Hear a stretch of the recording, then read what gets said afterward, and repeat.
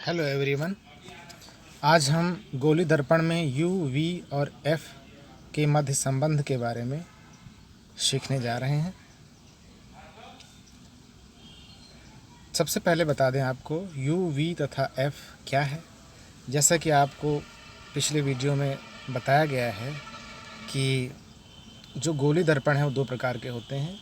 एक इसे कहते हैं अवतल दर्पण और दूसरा इस प्रकार से होता है, ये है उत्तल दर्पण।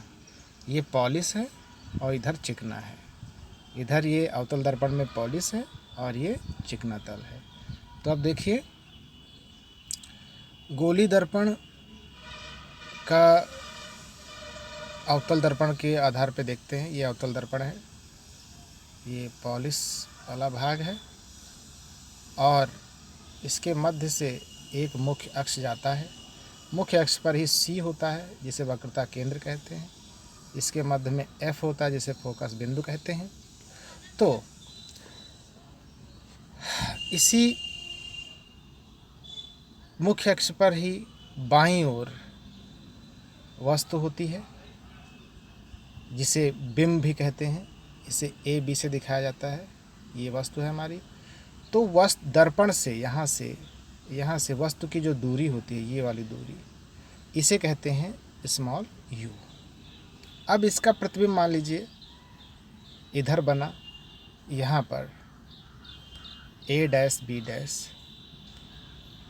तो ये जो प्रतिबिंब बनता है, ये वस्तु है, इसका प्रतिबिंब ये बना।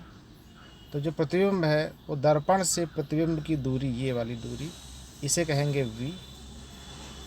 और जो फोकस दूरी है वो आपको पता ही है, वो ये होती है सी और एफ।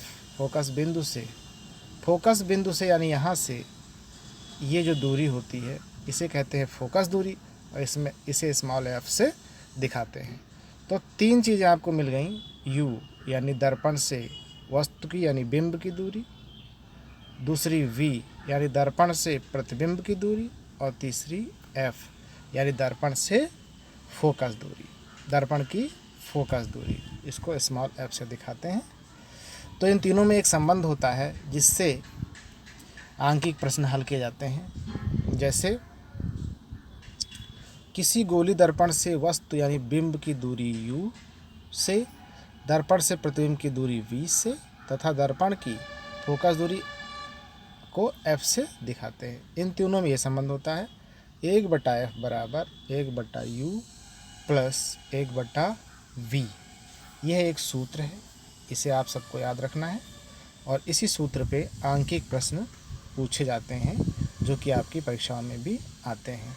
अगले वीडियो में हम आंकिक प्रश्न लगाना भी सीखेंगे। तो ये आपको सूत्र याद रखना है।